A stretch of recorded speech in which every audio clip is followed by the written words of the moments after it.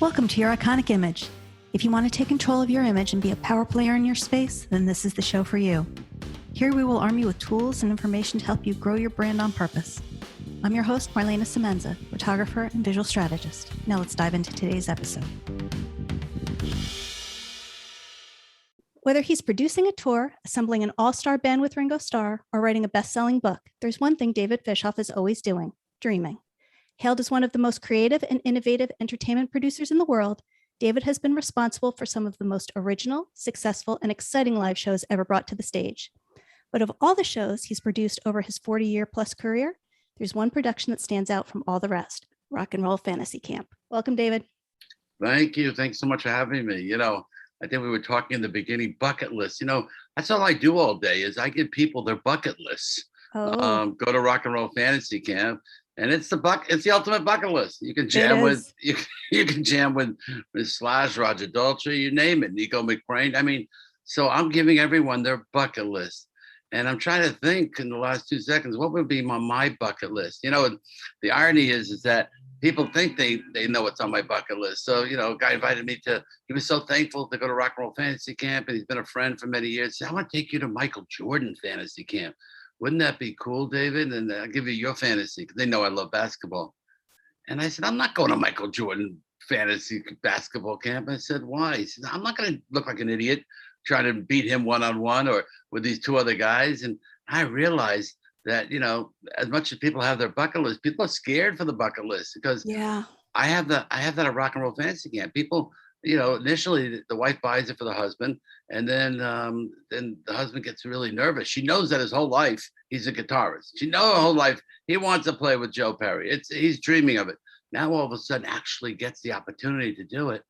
And she calls up a week before camp. His mother has cancer. His father has cancer. His guitar has cancer. They throw that word around. It's terrible. Yeah. Like and you can't really refund them because you've given them the spot. I said, let me talk to them, and then you talk them off the ledge, and they come through this rock camp, and they get more than their bucket list. They get because bucket list is something you do once, right? And the Rock and Roll Fantasy Camp is more of a you do it once, but then now so you're addicted. You want to start playing in a band. You want to start writing music. You want to start doing this, and you've been able to climb that mountain. So it's just interesting from our opening conversations, and I love what you explained to me. And I guess we'll save it to the end, but that'll give me a good half hour to think about what my bucket list would be. Because let me tell you something. I have bucket lists. I do them. I don't stop. I do them. And here's the thing: when I was first starting in my photography career, there were only two places that I wanted to work. One of them was Rolling Stone. Okay. And instead of Rolling Stone, I climbed on a tour bus with professional wrestling. So tell me what I missed by not climbing on the rock and roll tour bus. What was that like? Oh, you missed a lot of drugs and sex and rock and roll. So you really didn't miss much. You probably have a family now. No, let me tell you something. I didn't go through that. I'm 10 years younger than Ringo's 81. I'm 65. So, even the guys from the Turtles and the Grassroots and the Monkees, they're all in their 80s now, the 79, 80s. So I was 15 years younger. I didn't live that life with them. I met most of these rock stars when they were, clean and sober. And so I never lived on the bus. I tried. I couldn't sleep on the bus. But there was heavy partying. I'm reading the Led Zeppelin book because I want to learn what I missed. But I got to tell you, I am a father to 5 amazing kids. I have 8 grandchildren. I have a lovely wife. And I got to tell you, and my kids, they go from ages 14, 15 now to 42.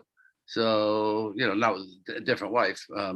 But I have to tell you that in the end, I love what I have versus people who, went on the road and thinks they had they had a party life, but they missed the family. So I had to get off the road. I love doing homework now. You can't. In the first time I was young, I'm on the road with Ringo, and even when I wasn't on the road, I was always thinking about my artists, my client, my athletes. So I was telling a manager the other day, we're having lunch, and we're talking about I say, hey, I'm home now. I'm available. And he says, you're right. He says, he says, the years we were home, even though we were home, we were still worrying that we were getting a phone call from the artist or the athlete. What's gonna, I'm here in Iowa. I'm in Raleigh, North Carolina. There's no catering in my dressing room. You're always waiting for that call. And so you really weren't there. So when your kid came over to you and he said something to you, yeah, sure. Yeah, I'll do it. Don't worry. But now I'm present. That was the word, present. Mm-hmm. Now I'm present. So when my grandson calls the other day and says, can you help me with my homework? I said, sure, I'll be glad to, and send it over and let's go over it. And then last night I took him to a basketball game and we're studying in the car. And these are things that by going on the road and being involved in the rock and roll world and 24/7, you didn't miss much. Yeah. I will tell you, I think any of the rockers that are living today, look back at those days and say, you know what, I was stupid. But yeah, here's the other side. How many amazing songs were written under the influence of all those drugs? It's true. And on tour buses, those experiences. And whether it's Grand Funk, we're an American, we're an American band, and they're talking about Sweet Connie and, who they met on the road. And, so the road was great material to write all these amazing songs. And so I tell you, the ones who are alive today, and they're alive to tell the stories of what happened, God bless them, Yeah. And to see McCartney hitting 80 and Jagger 80 and Ringo 80 and they're still touring and working. So, it's conflicted, I can go on because it's a great subject. Yeah. So how did you start to make all these connections? So what happened was I started the Catskills, and I'm just now reading Bill Graham's book because he was my idol, and I decided I'm going to reread it. And I didn't realize how many similarities that him and I had. We were both. He was an actual Holocaust survivor. He didn't go through the concentration camps, but Bill Graham. A little background for your listeners is probably the number one rock and roll promoter who started the Fillmore East and the Fillmore West. He opened up the doors for all these bands to perform, moved out to San Francisco, created Bill Graham Presents, built the original amphitheaters, the theaters, the clubs, and he controlled that market. And then he put the Rolling Stones on the road, Grateful Dead. And so he was our big promoter. And fortunately, he passed away. He was going from gig to gig, and you can't just go in a car. You have to go in a helicopter. And the helicopter crashed. And so sorry, we lost a great man. And he did a lot of benefits, a lot of charities. He was really into, to not only was he into promoting concerts and, building a business, but he did a lot of charity work, a lot of those charity concerts, Live Aid. That was Bill Graham. And if he found the cause, he would get everybody together and say, hey, we're in business. We take money from the public. We have to give back. And, so I'm reading his book, and similarly, he was a waiter in the Catskills like I was. I knew I was, but I knew he was, but I didn't realize how extent in the book. But I started the Catskills, and what happened was that you're a waiter in the Catskills. That's what you did, and the Catskills is a very interesting place. It's many of you seen Dirty Dancing. I was just going to say, when I first heard this part of your story, I remember thinking to myself, oh my gosh, he's Dirty Dancing. It's Dirty Dancing. That's what it is.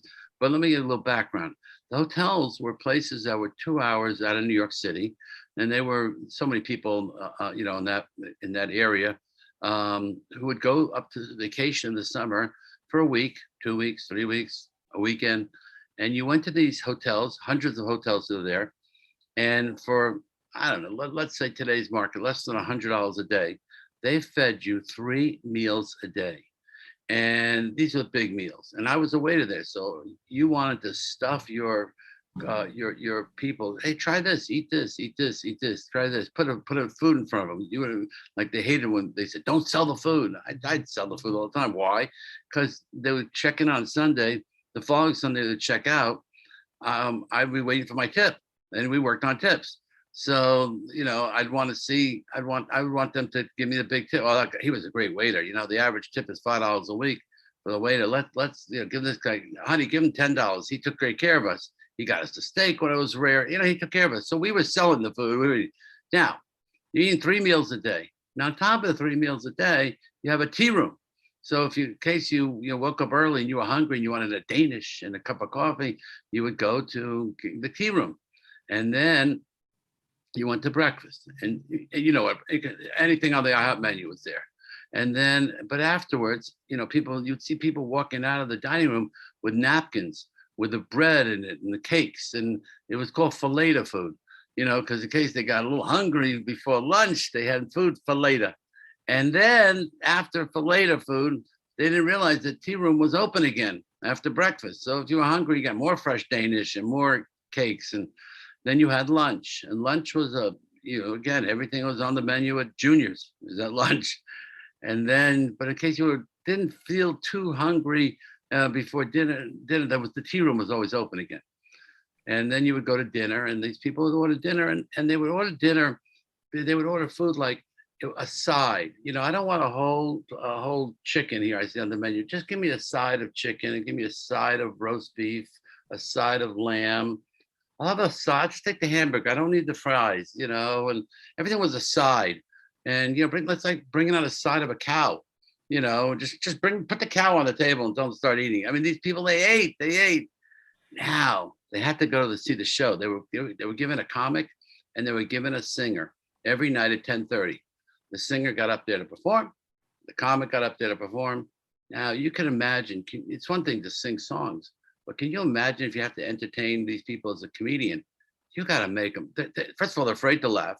They got all the food in them. They didn't pay for the show. That's a big thing. They didn't pay. So they're sitting behind and they're looking up at you and say, okay, I dare you to make me laugh. I dare you to make me laugh, so now these comics had to come out, and they had to come out with the funniest, what we call shtick. So that's why the greatest comics came out of the Catskills, whether it was David Brenner, whether it was Richard Belzer or Henny Youngman or Jan Murray and Jack Carter, and you name it. They all these great comics started in the Catskills because they had to entertain an audience that didn't pay for it. Like you go to a comedy store, you're expecting comedy. You go to a show and to see a comic, a comedian in a theater, you paid a ticket. You're going to laugh at everything he says. Right. You're not. So now these guys said, a guy would come out and he'd say, I had a really tough day today. I went to the dentist and I had a tooth taken out. And all of a sudden you'd hear 5 chiclets, come out of his mouth. He just do funny stuff or, that's such shtick. Anyways, that's how I started in the Catskills. What I learned in the Catskills was a lot. I went to work for a booking agency, and the booking agency used to go to the comedians and they would say to them, and the singers say, listen, from Memorial Day to Labor Day, we're going to give you a guarantee of 50 shows. We might book you at a bar mitzvah. We might book you at a bungalow colony. Might book you to be the headlining act at the Concord Hotel. You're going to get 50 shows from us. You're going to work at a beach club, whatever it is. And they control the talent. And then they would go sell the talent to these different places. And they didn't have to call them up. Are you available? Not available. They knew. They had the schedule. So what did I learn? I learned that part of the business is packaging, how you buy the talent and you package. So years later, when I created my Happy Together tours, my Ringo Starr and the All-Star Band tour, and Dirty Dancing, I made into a live tour, and I did a lot of tour packages. I really took that out of the Catskill model. The other thing I took out of the Catskill model was, you have to entertain people, and you can only give them hit songs. I'm a big fan of. I hate going to a concert and seeing an artist. Oh, here's a new song from my album because it's just coming out next week. Well, I tell every artist that's a bathroom break. Yeah. Don't use that for your live. I follow the artists. I'm going to close the show with this song. I love the song. I said, no, you're not. You got to close with a hit so we can sell merchandise. People got to walk out of their feelings. So, so I learned that in the mountains. So there's a lot of lessons that I was able to pick up by booking acts in the Catskills, and packaging, I would say, and it was one or other. It'll come to me. So then, how did the whole idea of Rock and Roll Fantasy Camp?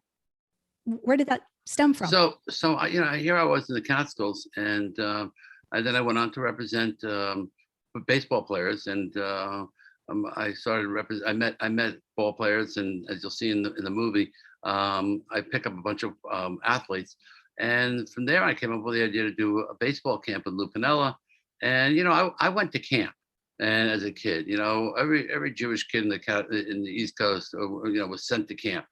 You came July 1.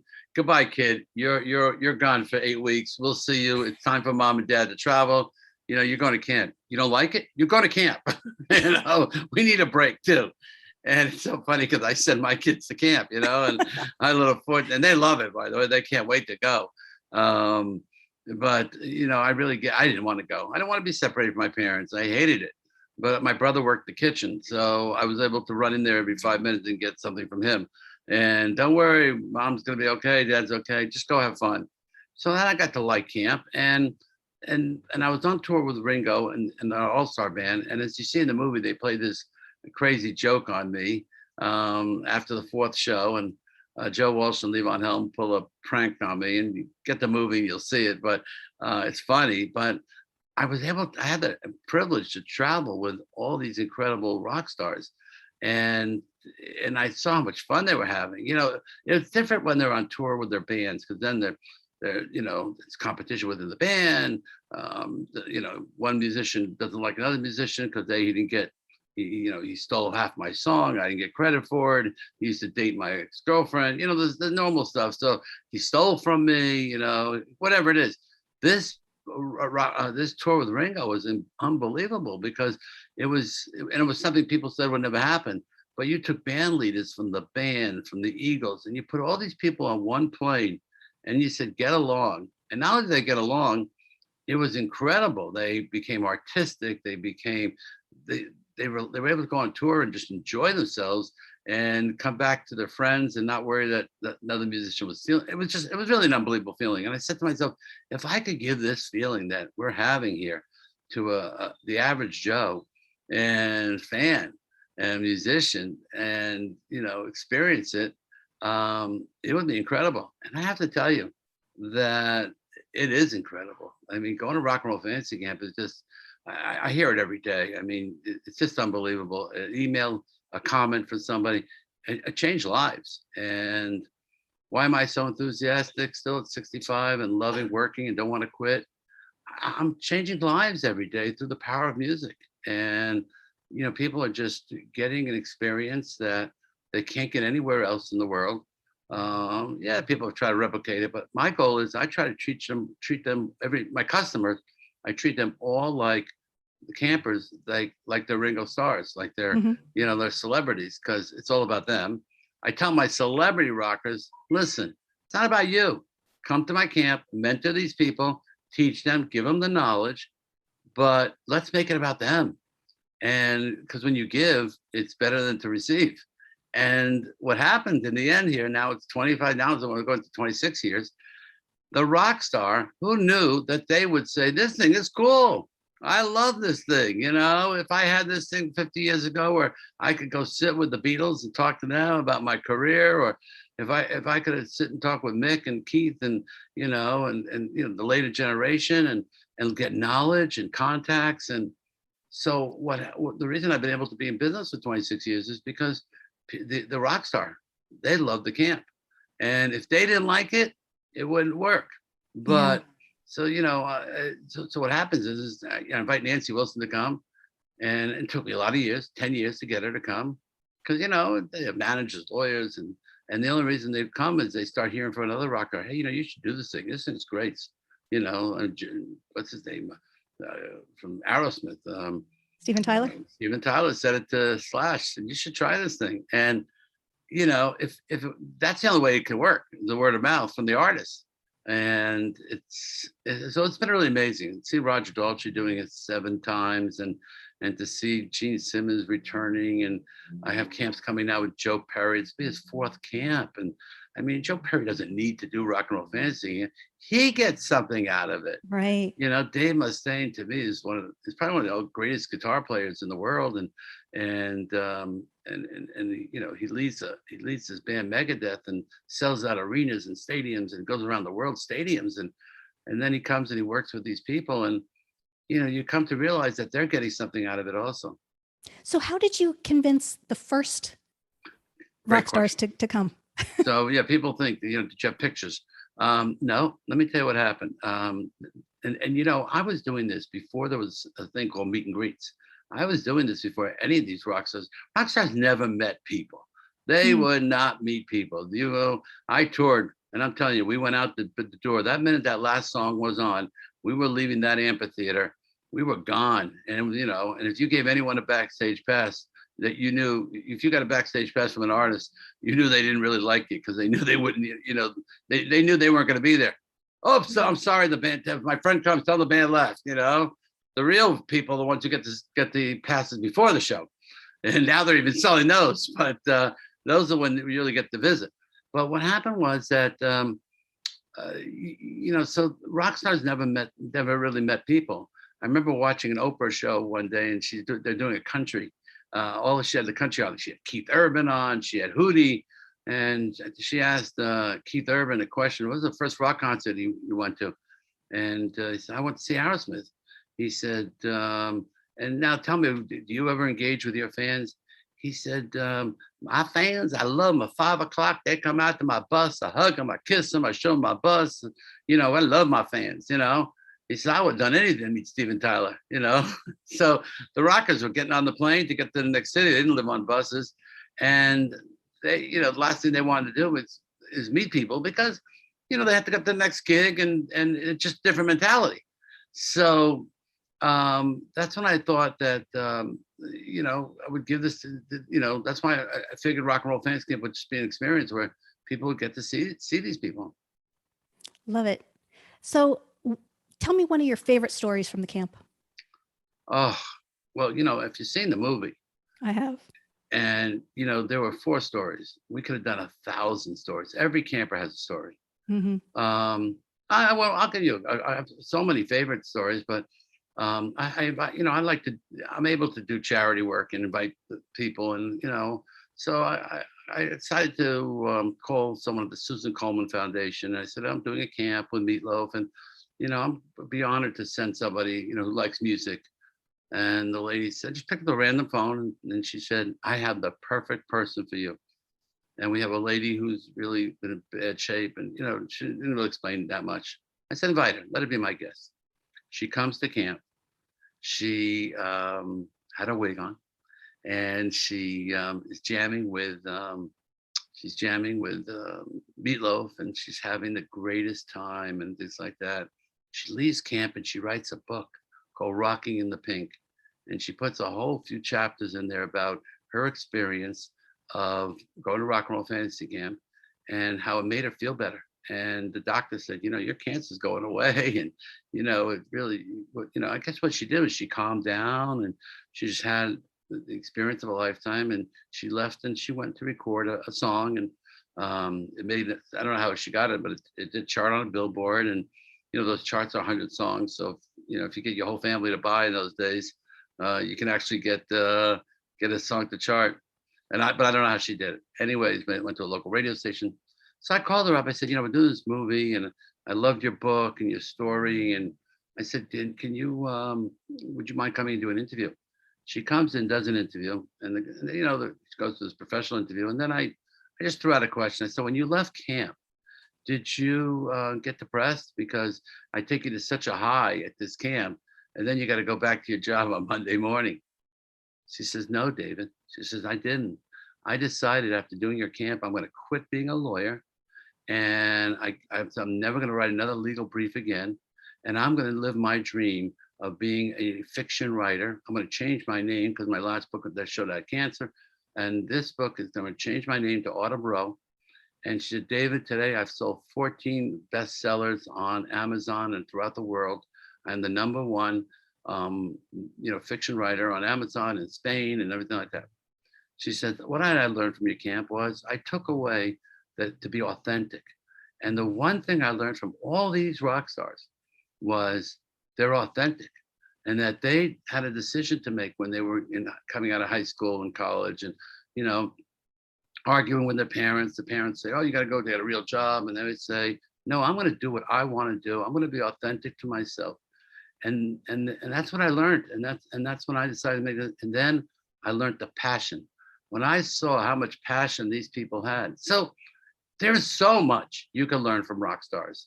And I wrote a book 10 years ago called Rocking, what's that? I forgot them, Rock Your Business, because I decided that you can learn from these artists, these brands. Look at Mick Jagger. He's grossing over $10 million a night, and he's still working, and he's dancing there. And Keith Richards, I don't know, they're keeping him up, but the Rolling Stones brand is so big. The Kiss brand, the Beatles, Led Zeppelin, even Led Zeppelin brand, that these people have been able to keep the Doors. They've been able to keep their brands a lot, current and active, and better than Kodak, better than how many companies you can think of 50 years ago that aren't even around today. So there's something to be learned from these rockers who's still selling out tours, still selling out arenas, still selling records, even though it might be the old records. There's a lot, and they're very smart, and they've learned a lot.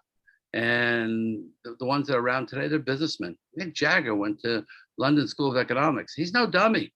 And he's done an amazing job keeping his brand. So, years ago, what can I learn from a rock star? Let me tell you something. You can learn a lot from these people. Is there anybody that hasn't done the camp that you would like to see do the camp? Well, that's Nick and Keith did the Simpsons episode, and that really propelled the brand. They did their part for Rock and Roll Fantasy Camp, so I really appreciate that. And so did Tom Petty and things like that. Yes, listen, I have two people that I thought would be amazing. Three, I mean, I could think of tons of them. And Paul McCartney to me he's my ideal musician, and I think any of my chances of having him or a Jimmy Page, or I think today with the COVID, I might have killed everyone getting close to each other and things like that. But there are going to be a lot of great stars. I think once they start seeing the movie, because I'm noticing now that once these rockers have been seeing Rock Camp the movie, then they want to do the camp. So Paul McCartney's he's definitely my idol. And so what do you think has been the best thing to come out of this camp? Oh, that's a great question. Well, I tell you, is really seeing the wife call me up and say my husband doesn't have a road rage. To have the Lady Autumn Rowe write books, to see all these campers put bands together with their friends, to find their passion back in their life. I love to tell a story about Joe Perry, who interviews, he does a Q&A at camp, and he says to a guy, guy says, "Hey, Joe, can I ask you about this record and this?" And he says, "Hold on, let me ask you something. Where are you from?" Guy, "I'm Boston." I said, "What do you do for a living?" He said, "I'm a lawyer." And he says to him, and then what else do you do? He says, "Well, on the weekends, I play guitar with my band." And he turns to the guy and he says, "You're full of crap." He says, "You're a musician first." He says, "You do that legal BS to buy yourself guitars." The guy said, "Yeah, that's me." So what the camp has done is it's really brought out, people have been holding in their experience, their childhood, whether it's a song, whether it's a dream to play a guitar or an instrument, whether they've been in a band, and then you just see the life-changing experience they go through. And the stories, I got hundreds of them. I remember walking Roger Daltrey around the Gibson Studios in New York, and a guy was sitting there writing the lyrics to a song. And I said, "What's your name?" He told me his name. He didn't recognize Roger. Most time people don't recognize these rock stars. They're shorter. You think they're much taller, they're shorter. Like 8 feet tall. 8 feet tall in their mind. They're wearing a baseball hat. I mean, look at Mick. He's been walking around no one's even finding him in all these cities. He's posting these pictures. So he doesn't know Roger Daltrey's next to me. And I said, "Tell me what you're doing." He said, "Well, I came to camp because my son was was killed. And he was a drunk driver. He was the drunk driver, and he killed his friend and him. They were in the car, and I haven't been able to sleep, and I haven't been able to live my life the last 8 years. And I'm so upset and things like that. So I came here, maybe I could find happiness here." And he said, "I'm writing a song. Oh, dedicate to my son and to his friend, and I'm gonna write the song, and then the band, well, they're in the other room, they're writing the lyrics, and I'm writing the lyrics, they're writing the music to the song, and Roger listens to it, and then all of a sudden Roger walks into the room about 2 hours later and says, "Hey guys, well, what song do you want to do? What two song did you learn?" And the guy sees him. "Oh, Roger, you were the guy in the room." I said, "Yeah, yeah." He says, "Come over here. Give me a hug," Roger says to him. He hugs him. Must have been for 4 hours. This 5-minute hug, and he kept saying to him, "Let go. Let go. You've done everything you can. Just let go. And give me that song. I'm going to sing it with you. And then I'll sing it with you tomorrow night at BB King's." And I said, wow, he just took this guy's life and he just saved his life. And that's Roger Daltrey. I mean, of all the rock stars, you can tell me he's probably the greatest of all of them. He's been knighted for his charity work for Teen Cancer America. And he's an incredible person and his charity work. But to see this person, and they come to camp because, oh, I'm going to meet a rock star. But they don't realize that you're going to meet the rock star, you're going to jam with them. But at the end, the life that they go through, one guy from Star Oracle, he says, when I learned to listen to camp, I learned to listen. So, because that's a big lesson to be in a band, you got to listen. Yeah, he walks into a room, he says to the rock star, he says, "Oh, I want to do this song." And the rock star says, "Excuse me, sir, but if we're going to do this song, I got to teach it to everybody here. So you're going to have patience." And, you learn a lot, and I'm not a musician. I'm trying. I'm terrible. I tried. I could dabble this. I'm terrible. But to learn from these pros and how they teach and mentor these people, and then they walk away. I got one guy never sang before in a band. Never was in a band. He bought this as a charity benefit. He bought it as a prize at a charity benefit, and he comes to camp and he wants to be a vocalist. Guy comes into a band, never sang with a band, always wanted to, it was his dream. By the time he left camp, he recruited some of these rock stars to join him in a band called Bank, B-A-N-C.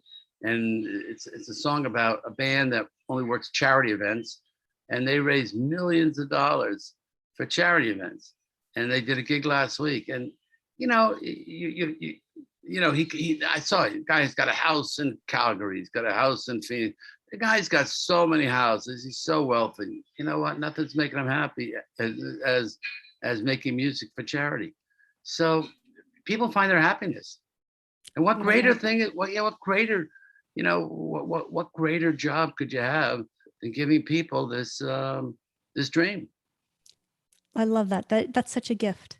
Yeah, it's a gift. Yeah, it really is. And people take away for life. So with that, David, because I could keep talking to you all day.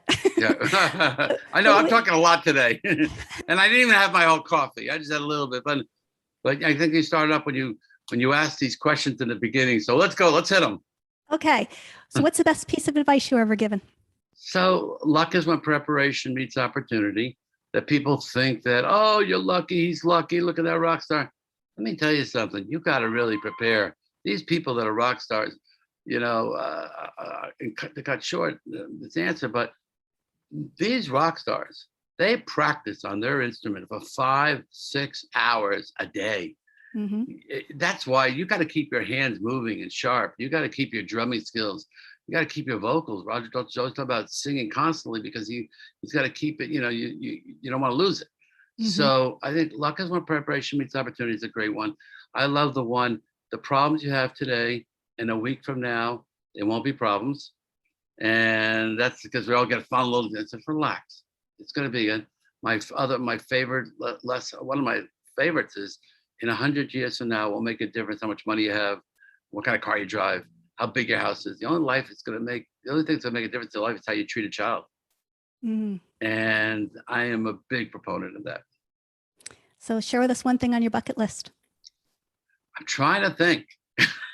Because you've done a lot. I've done a lot, and I've had so many interesting opportunities. And years ago, it was one of it. I wanted to, be able to sit down with.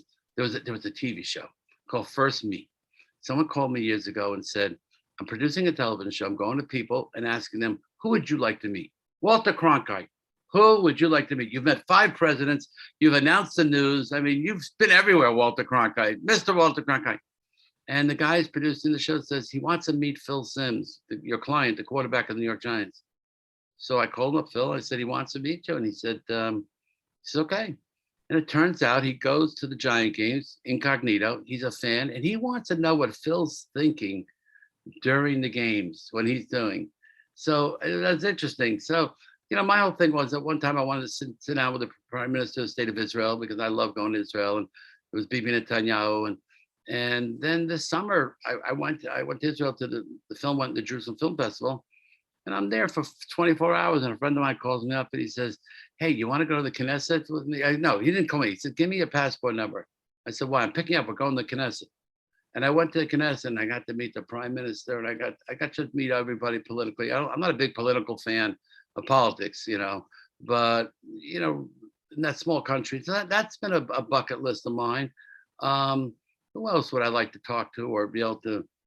I'm not into skydiving. I'm trying to think what I would like to do. I've been able to hit a baseball. I've been able to be on stage. One night with the Monkees, I always wanted to play the horns. So the Monkees are on stage at the Garden State Arts Center, and I took one of the horns and stood up next to one of the horn players and just started blowing air in. And Davy Jones looking at me, starts laughing in the middle of the show, So I still know what my bucket list is, but but a lot of them, I'm doing them. I'm not holding back. Good. I'm not Pilates. That was my latest one last year. So when the toy companies finally get around to making an action figure of you, what 2 accessories will it come with? Oh, wow. A magic wand. And wow, a magic wand, I would say. And what accessories? Wow. I don't know, Super Dave. And a cape. A cape, yeah, good cape. And so if anybody has an interest in Rock and Roll Fantasy Camp, any of this, how do they find you? How do they get in touch with you to be a part of it? The best way to get in touch is go to rockcamp.com. Really go through the website. Everything is there. Watch the movie. You can get online. If you go to us and, on the rockcampthemovie.com, it's only $2.99. If you go to Apple, it's $6. It's on Apple, on Amazon Prime. If you have DirecTV, it's on the 4K channel for free. Watch that movie. I think you will get so much out of that movie and life lessons.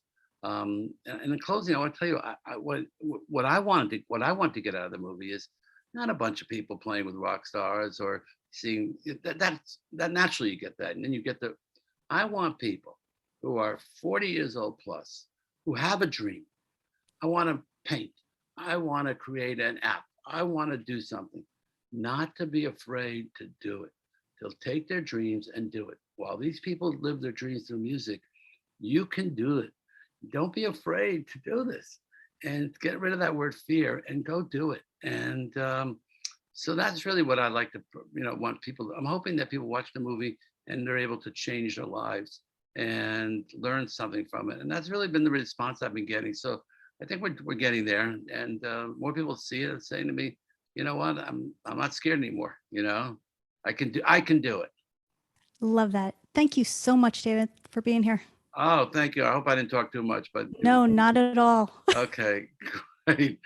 Okay, thank you. Rockcamp.com, and I appreciate your time, and thank you for having me. Thank you for joining us. Once again, I'm Marlana Semenza, photographer and visual strategist. Please comment, like, or share this episode, and don't forget to subscribe so you don't miss a thing. For more information on how I can help you create your iconic image, visit marlanasemenza.com.